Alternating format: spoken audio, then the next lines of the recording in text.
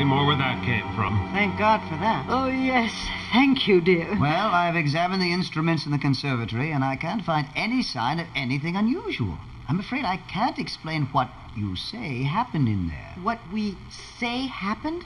Just what are you implying? Well, I'm sure he didn't mean anything, dear. Oh, well, that makes it all right then, as long as you don't think so. I simply meant that there is no evidence of anything strange in there now. I'm sure there is a logical explanation. Don't bet on it. Come off it, Steer. He's right. Hearing music is the least of what's going on in this place. I'm telling you right now, this house is alive with dead people. What? I wouldn't put it past my brother. Putting that subject aside for the moment, we have yet to resolve the question of what to do about the will. I, for one, would like to know who believes the professor's story. It's not his story.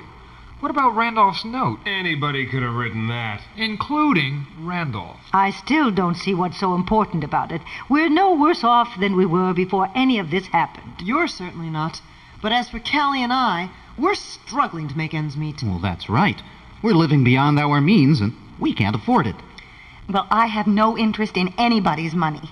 But I do know something about what Randolph was trying to do from typing his notes, and I believe he may have succeeded. The only thing he succeeded at doing was driving himself insane. Oh, yes, you'd like that to be true, wouldn't you? Don't get all worked up, dollface. I'm telling you for the last time, Charles. Will you two stop bickering? This is getting us nowhere.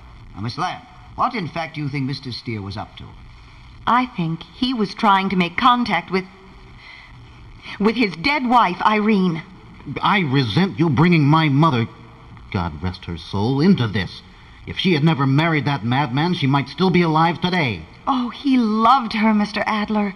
She was all that concerned him. That's why he took this course in the first place. My dear, it would